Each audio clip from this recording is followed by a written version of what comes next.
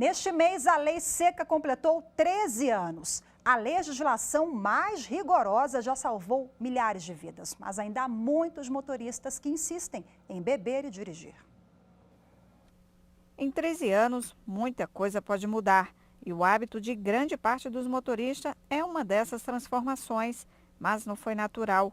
Campanhas de conscientização e multas pesadas deram aquela forcinha para convencer os condutores a não assumirem a direção sob efeito de álcool. A lei seca endureceu as punições e reforçou a fiscalização nas estradas e vias urbanas. O resultado foi positivo.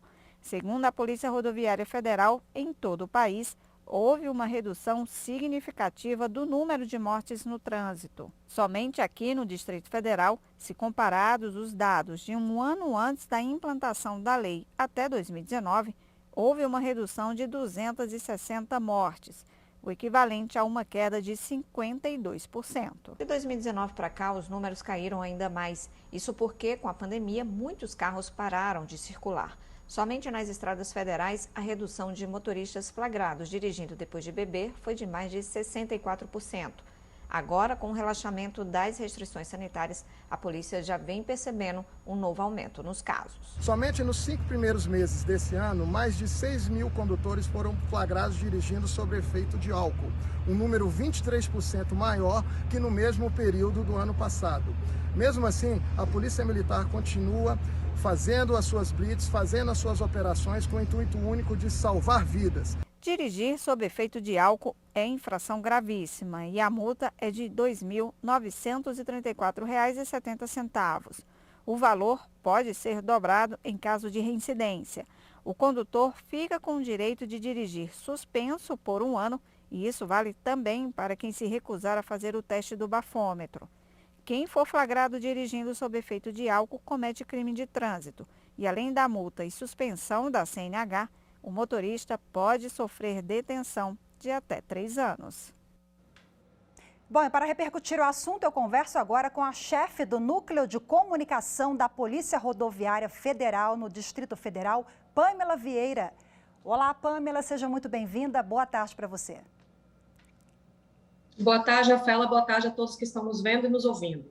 Pamela, em abril nós tivemos uma mudança no Código Brasileiro de Trânsito, mudanças que entraram em vigor e trouxeram punições mais rígidas aos motoristas que insistem em beber e dirigir. É considerado um avanço também, a lei já pegou, a gente sabe, né? Pegou entre aspas, porque tem lei que não pega no país, essa veio para ficar. Podemos comemorar também mais essa mudança na lei que pode inibir ainda mais? Exatamente. A ideia é sempre deixar a lei mais rígida em relação à ingestão não só de álcool, mas de qualquer substância psicoativa, porque são fatores que fazem com que aumente a quantidade de acidentes de trânsito. Então, tudo que envolve segurança no trânsito realmente tem que ter uma rigidez maior. E aqui no Brasil nós temos uma lei muito moderna, né? Uma lei que se equipara às leis internacionais de países que são mais cuidadosos com o seu trânsito, que conseguem reduzir a violência no trânsito. Então, a ideia aqui é sempre evoluir e deixar a lei mais rígida em relação a esse assunto. A evolução que eu me refiro é que hoje é crime, não é possível mais mudar a pena, né, pela restritiva de direito, ou cesta básica e tal. Hoje a pessoa vai presa mesmo, não tem conversa, paga a multa. Fica também um tempo maior sem a carteira, não é isso, Pamela? Mas especialistas alertam que está crescendo o uso por motoristas de outras drogas ilícitas que não o álcool, né? Isso é um fator que vocês observam também nas estradas?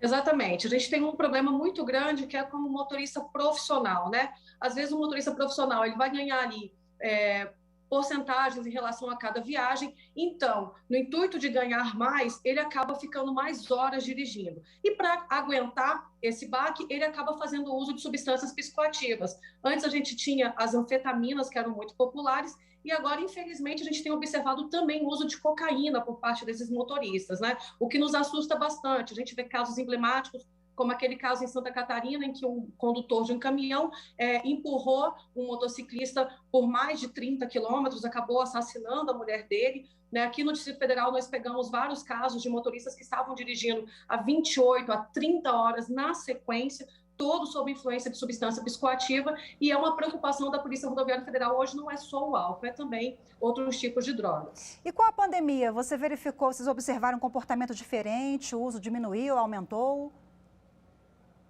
O que a gente observa é que realmente a quantidade de pessoas dirigindo sob influência de álcool diminuiu porque não teve mais tantas festas, os bares estavam fechados em vários estados do país, então houve medidas restritivas sanitárias e isso fez com que diminuísse. Entretanto, muitos condutores passaram a fazer o uso desse tipo de substância em chácaras, em locais mais rurais, e depois insistiam em sair e dirigir sob influência de álcool. Então, mesmo com a pandemia, muitos flagrantes aconteceram nas rodovias federais que cortam o país. Aqui no Distrito Federal, eu cito emblemática a BR-070, que é uma rodovia que tem muitas chácaras ali ao seu redor, e a quantidade de flagrantes aqui, infelizmente, ainda foi muito grande, mesmo com a pandemia. Pamela, e quem se negar a fazer o teste do bafômetro, isso já é ponto pacífico, automaticamente a pessoa ali já está declarando, entre aspas, que usou a substância? Em relação a quem se recusa, existem duas situações diferentes. Uma, se ela não apresenta sinais e sintomas de embriaguez. Se ela não apresenta, ela vai receber a punição administrativa, que é equivalente a fazer o teste e dar um valor abaixo de 0,30. Então, ela vai levar a multa de quase R$3.000, suspensão do direito de dirigir e vai ter o seu veículo retido até a apresentação de um condutor em condições. Agora, se ela se recusa, mas apresenta sinais e sintomas, é como se ela tivesse feito o teste. Então, o policial vai lavrar um termo de constatação de embriaguez e ela vai ser presa em flagrante. Além da punição administrativa, ela vai ter também a punição penal. Então, aquela ideia de que basta eu me recusar a fazer o teste e está tudo bem, ela é uma lenda. Se a pessoa apresenta sinais e sintomas, ela é presa também. Ainda assim, motoristas insistem, né? Dói no bolso, enfim, agora é crime. A que você atribui isso? É uma questão cultural mesmo? Faltam campanhas para conscientizar ainda mais?